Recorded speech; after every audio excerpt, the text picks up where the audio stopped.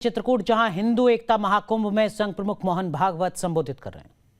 कोई तो एक होगा, हाँ, तो बोले उसका तो ऐसा है कि जो पहले अंदर जाएगा वो राजा बनेगा, उसकी पार्टी को राज्य तंत्र मिलेगा। आपके ये सब खेल बंद करने पड़ेंगे हम। तो बोले अच्छा, आप लोग राजा बनने वाले हो, राजा कौन बनेगा? तो बोले हम। अरे हम यहाँ सब थोड़ी बनते, कोई तो एक होगा। हाँ, तो बोले उसका तो ऐसा है कि जो पहले अंदर जाएगा वो राजा बनेगा, उसकी पार्टी को राज्य तंत्र मिलेगा। तो बोले पहले अंदर जाएगा यानी कौन? तो बोले वो आखिरी जो खड़ा है ना, छोटा बच्चा, एक कहीं से फरसी लाई, ईंट लाई, वो लेके खड़ा था। आखिरी फरसी तो छोटी होगी, वो उसकी होगी, उसको उस पर खड़ा रहना पड़ेगा, वो अंदर जाएगा पहले। तो नारद मुनि ने कहा, ये कैसे भैया, सबसे बड़ा काम तुमने किया, दूर हिमालय से लेके आए, यहां पर तुमने बिछाया, और राजा वो बनेगा? उसने तो कुछ भी नहीं किया, पास ही पड़ी थी किसी पड़े हुए घर की, वो उठा के ले आया। तो नहीं, खेल का नियम है। तो हाँ, ये नियम कानून बनाए जाते ना, तुम्हारे जैसे भोले लोगों के लिए ही बनाए जाते। तुमको राजा नहीं बनने देना है, इसलिए तो ये नियम बना है, तुम भोले ठगे जा रहे हो। तो उसने कहा ऐसे कैसे? तो बोले जो क्या, सबसे पुराने तुम हो, सबसे बड़ा काम तुमने किया, सबसे ज्यादा परिश्रम तुम्हारा है, तुम नीचे इस पर खड़े हो तब तक ऊपर बनता रहेगा, और अब राजा बनने का चांस आ गया तो तुमको कुछ नहीं।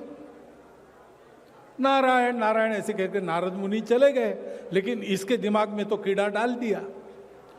उसने काम रोक दिया, सबको बुलाया, नीचे आओ नीचे आओ, बात करो। पूछा उसने, राजा कौन बनेगा? तो बोले भाई राजा जो पहला जाएगा वो जाएगा, छोटा बच्चा। तो बोले वो कैसे बनेगा, वो तो छोटा बच्चा है, सबसे कम काम, कुछ आता जाता कुछ नहीं, मैं पुराना हूं, इतने सालों से काम कर रहा हूं, ये पैड़ी लाई है मैंने, सबसे ज्यादा परिश्रम मेरा है। तो बोले नहीं भैया, खेल का नियम है। तो बोले ऐसा खेल हमको नहीं खेलना, आप मुझे राजा बनाओगे तो मैं खेलूंगा, नहीं तो नहीं खेलूंगा। उन्होंने कहा ये हो नहीं सकता भाई, नियम है, ब्रह्मा जी ने बनाया है, कोई नहीं उसको तोड़ सकता। तो बोले ठीक है, फिर हमको खेलना नहीं, हमने अपना सामान लाया था वो लेते हैं और हम घर वापस जाते हैं। उसने अपना वो बड़ा पत्थर निकाल लिया और घर चला गया, उधर सारा गिर गया। तात्पर्य है कि हमको अगर ऐसा होना है, पूरे समाज को एक करना है, तो अहंकार को भूलकर, स्वार्थ को छोड़कर, निर्भय होकर और मजबूरी से नहीं प्रेम से अपनों के लिए काम करना पड़ेगा। यहां पर प्रभु रामचंद्र जी ने जो प्रतिज्ञा की थी, निश्चर ही न करऊ मही भुज उठाए प्रणकीन, वो कोई अपने लिए नहीं की थी, उनका कोई संबंध नहीं था। 14 साल जैसे तैसे जंगल में गुजारते, वापस जाते, अयोध्या का राजा बन जाते। राक्षसों से झगड़ा मोल लेके सारे कष्ट ही तो भोगे, लेकिन ये झगड़ा उन्होंने खुद को मोल लिया, वो स्वार्थ का काम नहीं था, उसमें अहंकार भी नहीं था। हर बार उन्होंने शक्तियों की पूजा की है, संतों की पूजा, सबके सामने नम्र हुए।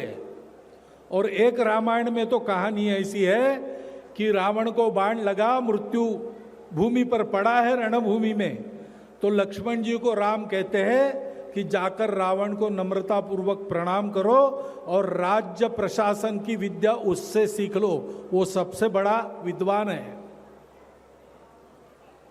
इस नम्रता के साथ उन्होंने काम किया, निस्वार्थ बुद्धि से किया, उनकी कोई मजबूरी नहीं थी ये करने की। और राक्षसों से, अधर्म से लड़ाई करते समय उनके मन में भय भी कुछ नहीं था। महाराज जी ने कहा है, धर्म के विग्रह रूप राम के जैसा बनने से प्रारंभ करना पड़ेगा। उसी का अनुकरण नाना जी ने किया। यहां अपने लिए काम नहीं किया, अपनों के लिए काम किया।